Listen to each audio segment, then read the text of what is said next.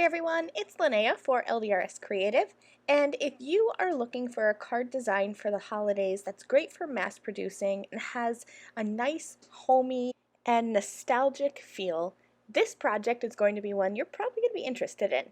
So I'm starting off with the LDRS Creative, the Stockings Were Hung 4x6 stamps, and the coordinating layering stencil. Now this stencil is 6x6, and in it there are all the pieces that you need to add color to this image that has the mantle with the stockings hung from it. It's one 6x6 stencil, and you might need some masking tape to mask off places, but honestly the cutouts for the stenciling are far enough apart that you might be able to just omit the masking tape if you are good at controlling your ink blending. So I have a panel here that I have cut down using one of the A2 diagonal stitched layered card toppers. And I'm going to grab the stockings were hung 4x6 stamps, and I'm going to carefully remove the large image stamp that has the mantle with the stockings hanging from it, and I'm going to do my best just to center this in the center of my panel. I'll stamp that with Raven Hybrid ink along with a sentiment above and below my image, and then I worked quickly and sprinkled on some clear embossing powder to heat set that image and kind of seal that ink in so that it doesn't blend or smudge when I'm blending my ink over the top. So I have my stencil here, and I'm just using some tape to hold it in place onto my cardstock, and I'm going to grab a few different LDRS Creative hybrid ink colors and quickly add my ink blending.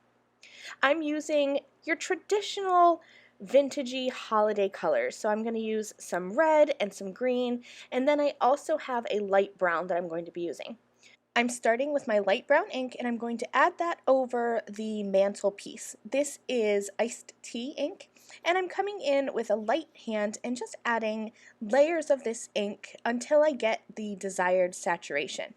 I'm going to wipe off my stencil so that I don't transfer any of that ink to my white background, and then I will just find the next portion of my stencil that I want to ink blend on.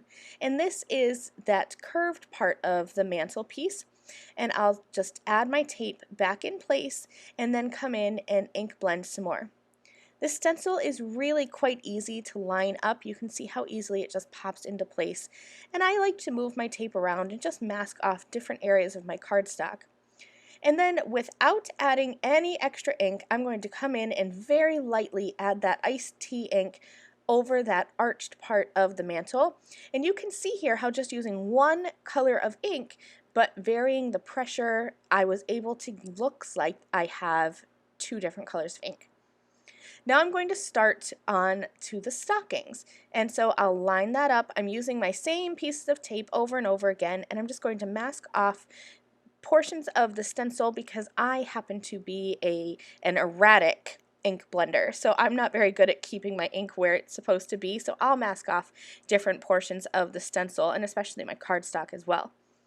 I'm coming in with some Lipstick Jungle ink here. This is a pinky red ink, and I'm going to blend over the portion of the stencil that has 3 stockings exposed. I'll wipe off that extra ink, and then I'm going to move my tape around, and I'll go on to the portion of just the 2 remaining stockings. Okay, so I finished up my ink blending off camera. I added ink to those last 2 stockings, and then I also added just a little bit to the tops of the stockings. And you can see here that this image would be good to go if you want to, but I grabbed a green marker, a red marker, and a yellow marker, and I'm just going to very, very quickly color in the filigree pattern on the mantle as well as some of those little elements on the stockings.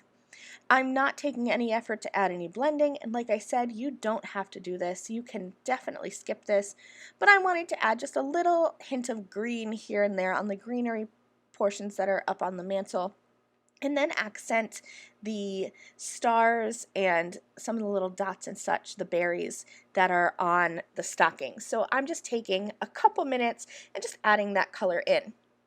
Then I added some gold shimmer watercolor spatters to my background, and I'm going to add this onto a gold panel. It's like a foiled colored cardstock that I cut with the largest die from the A2 diagonal stitched layered card toppers. I'll center that right in the middle there. I like to just kind of peel off a little bit of my tape and then line it up, and then I peel off the remainder. That way I don't have to unstick everything if I don't get things lined up, which honestly I don't most of the time. And this card is finished. Like I said, this card is quick and easy, and I just love how nostalgic, and it just reminds me of home for the holidays. Thanks so much for watching this tutorial. I'll see you again soon. Bye!